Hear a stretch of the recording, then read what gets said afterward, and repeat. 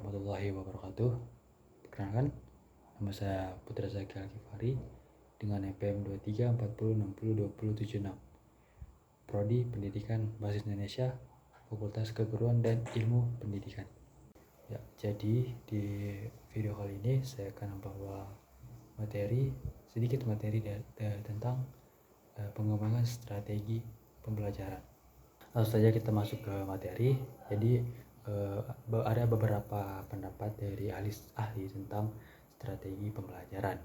Nah, yang pertama itu dari Kosmo dan Kufur, bahwa strategi pembelajaran itu dapat diartikan sebagai setiap kegiatan yang dipilih, yaitu yang dapat memberikan fasilitas atau bantuan kepada peserta didik menuju tercapainya tujuan pembelajaran yang telah ditetapkan sebelumnya. Nah, yang kedua tuh ada dari Gerlach dan Eli. Mereka berpendapat bahwa pengembangan strategi pembelajaran merupakan cara-cara yang dipilih untuk menyampaikan materi pembelajaran dalam lingkungan pembelajaran tertentu yang meliputi sifat, lingkup, urutan kegiatan pembelajaran yang dapat memberikan pengalaman belajar ke peserta didik. Nah, yang ketiga ada dari Dick Carey. Ia berpendapat bahwa pengembangan strategi pembelajaran terdiri atas seluruh komponen materi pembelajaran dan prosedur atau tahap kegiatan yang digunakan oleh guru dalam rangka membantu peserta didik mencapai tujuan pembelajaran tertentu. Nah, yang terakhir atau yang keempat yaitu ada dari Gruber. Ia berpendapat bahwa pengembangan strategi pembelajaran merupakan pemilihan atas berbagai jenis latihan tertentu yang sesuai dengan tujuan pembelajaran yang ingin dicapai oleh siswa tersebut.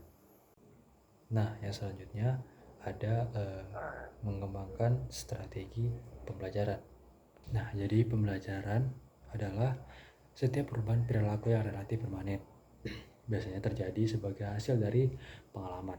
Nah, definisi sebelumnya menyatakan bahwa seorang manusia dapat melihat perubahan terjadi, tetapi tidak dengan pembelajaran itu sendiri. Nah, ada 5 kriteria yang harus dipenuhi dalam model pembelajaran atau pengembangan pembelajaran. Nah, yaitu yang pertama mempunyai tujuan, terus yang kedua itu ada keserasian dengan tujuan, yang ketiga sistematik, yang keempat itu mempunyai kegiatan evaluasi, dan yang kelima dan terakhir yaitu menyenangkan. Oke, selanjutnya kita masuk ke teori yang melandasi pengembangan strategi pembelajaran.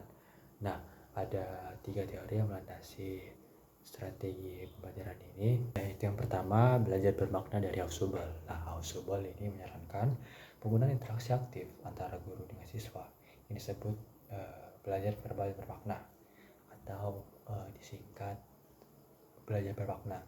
Nah, jadi pembelajaran ini dia itu menekankan kepada ekspositore dengan cara guru itu menyajikan materi secara eksplisit dan terorganisasi. Nah, yang kedua yaitu advanced organizer. Nah, di sini guru itu menggunakan advanced organizer untuk mengaktifkan eksistensi pemahaman siswa. Nah, jadi tujuannya itu untuk mengetahui apa yang telah dikenal siswa dan untuk membantunya mengenal relevansi pengetahuan yang telah ia miliki sebelumnya. Nah, yang ketiga atau yang terakhir ada discovery learning dari Brunner. Nah, teori belajar penemuan discovery ini mengasumsikan bahwa belajar paling baik apabila siswa menemukan sendiri informasi dan konsep-konsep.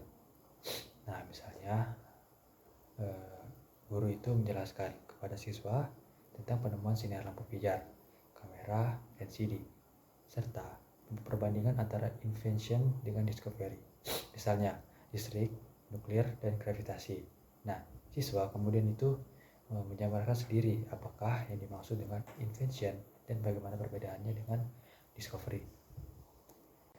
Nah, jadi kesimpulannya pengembangan strategi pembelajaran ini merupakan langkah yang krusial dalam menciptakan proses pembelajaran yang efektif, relevan, dan adaptif terhadap perubahan zaman dengan mengintegrasikan teknologi, menyesuaikan metode dengan karakteristik peserta didik, serta memfokuskan pada penguasaan kompetensi abad ke-21. Nah, strategi pembelajaran ini dapat meningkatkan kualitas pendidikan secara keseluruhan. Nah, itu tadi sedikit penjelasan dari saya. Jika ada kekurangan, mohon dimaafkan. Saya pamit undur diri. Wassalamualaikum warahmatullahi wabarakatuh.